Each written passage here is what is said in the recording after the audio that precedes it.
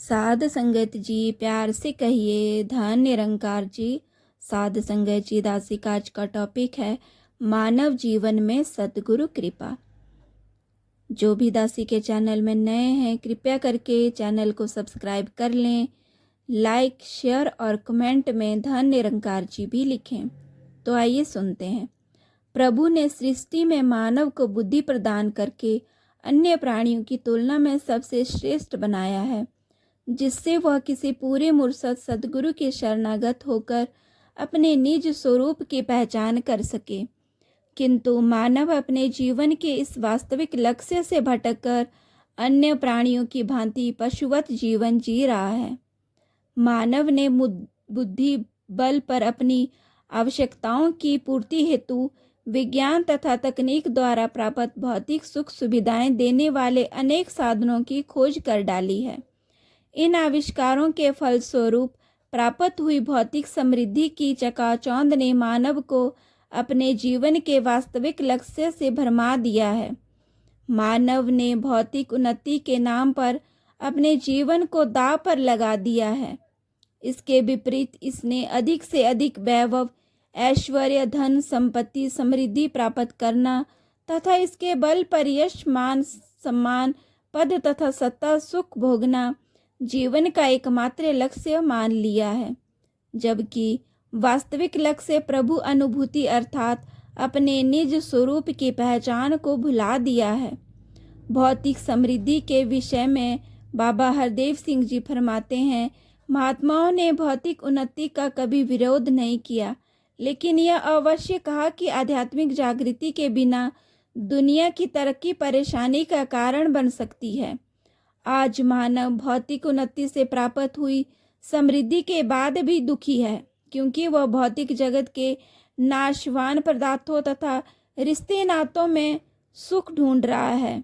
वह इस तथ्य से भली भांति परिचित है कि संसार में वह खाली हाथ आया था और एक दिन खाली हाथ ही यहाँ से जाएगा। इस विषय में अवतार वाणी समझाती है, 4 दिना दी काया पाके भूल बैठा है हस्ती नू, आखिर ओ दिन आ जाना है छड़ना पैना मस्ती नू। अवतार वाणी के शब्द नंबर 275 में ये लिखा गया है। मानव इस बात से वे शुद्ध है कि सृष्टि को बनाने वाला, इसका संचालन करता एक प्रभु परमात्मा है, जिसका अंश आत्मा चेतन सत्ता उसमें भी विद्यमान है और वो अपने मूल परमात्मा में समाना चाहती है, तो उसके जीवन का वास्तविक लक्ष्य है। महात्मा समझाते आए हैं कि मानव तू वास्तव में परमात्मा की ही ज्योति है, किंतु अहम तथा अज्ञानता वश अपने जीवन के महत्व को नहीं समझ पा रहा है।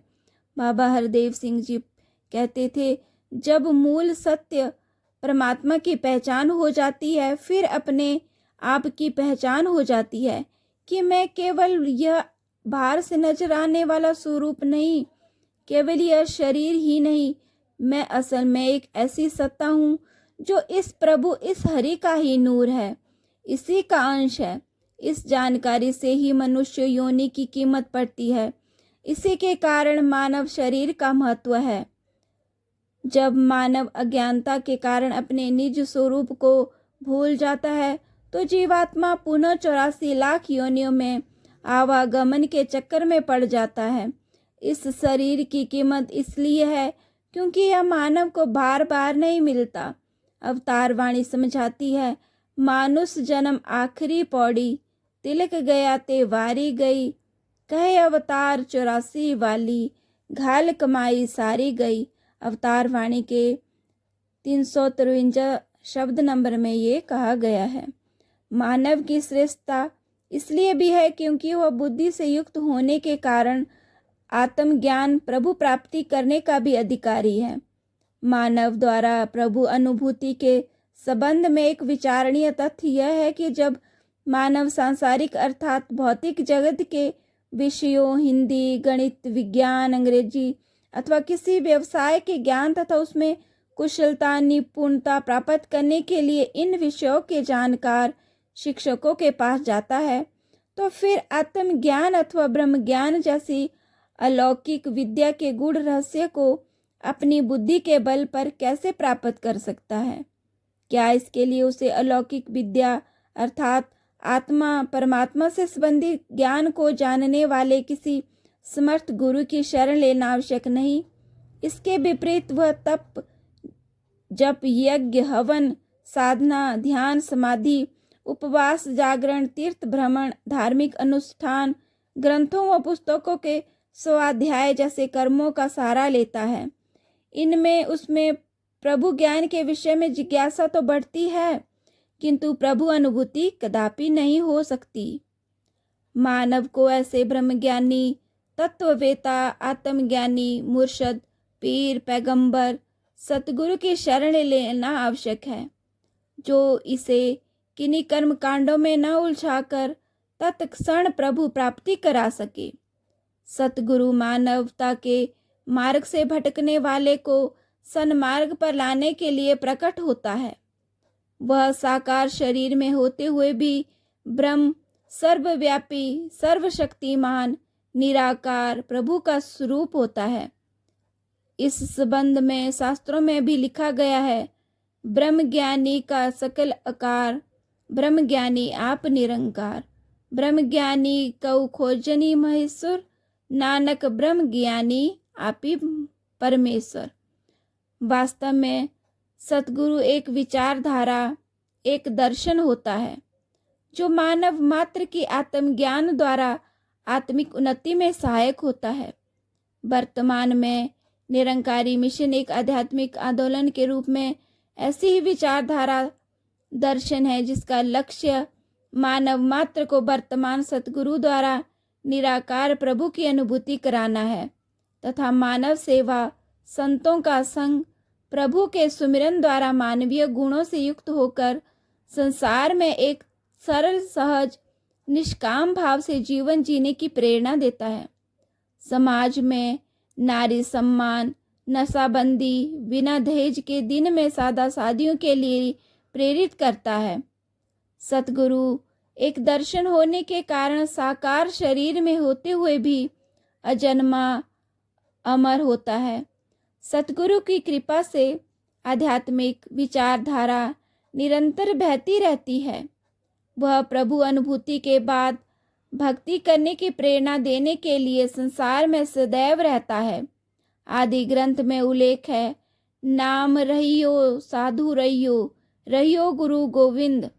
वास्तव में सतगुरु ज्ञान स्वरूप, ईश्वर स्वरूप, आनंद स्वरूप, स्वप्रकाशित, त्रिगुणातीत, अभिमान शून्य, आत्म स्वरूप, नाम, नामी, शब्द, वचन, विवेकशील होता है।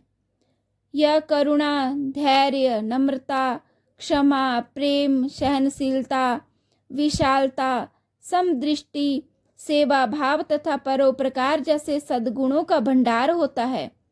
अलौकिक शक्तियों का स्वामी होते हुए भी संसार में वह उनका प्रकटाव नहीं करता। अपनी कृपा से अपने गुरसिखों को भी इन गुणों से भरपूर देखकर प्रसन्न होता है।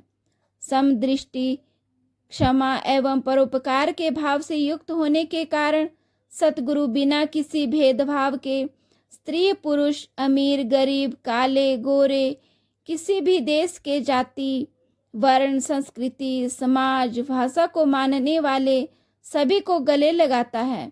इसके लिए ना कोई वैरी, ना ही बेगाना, सकल संग हमको बनी आई।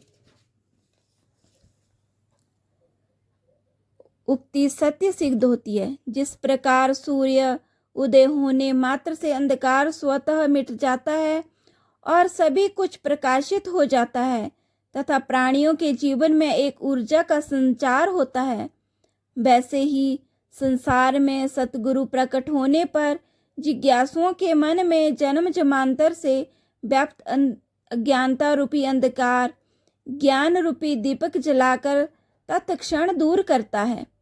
परिणाम स्वरूप गुरुसिख के मन में द्वैत भाव समाप्त होने पर आत्मा परमात्मा के बीच में एकत्व भाव उत्पन्न हो जाता है और उसके दिल में प्रेमा भक्ति रूपी ऊर्जा का संचार होने लगता है। सतगुरु भक्त एवं भगवान के बीच प्रेमा भक्ति भाव उत्पन्न करने हेतु एक कड़ी बनता है। गुरसिख के मन में प्रभु भक्ति मार्ग में माया रूप में आने वाली सभी बाधाओं, भ्रम, संशय, अंधविश्वासों को दूर करने में सहायक होता है। सतगुरु के हृदय में गुरसिख के कल्याण एवं परोपकार का भाव होता है। इसलिए गुरसिख के हृदय में आत्म साक्षी बनकर उसके अंतर्मन में आत्म सुधार की प्रेरणा तथा आत्म बल उत्पन्न करता है। परिणाम स्वरूप गुरसिख निरंतर आत्मनिरीक्षण द्वारा सतगुरु की शिक्षाओं को अपनाने के लिए तत्पर होता है।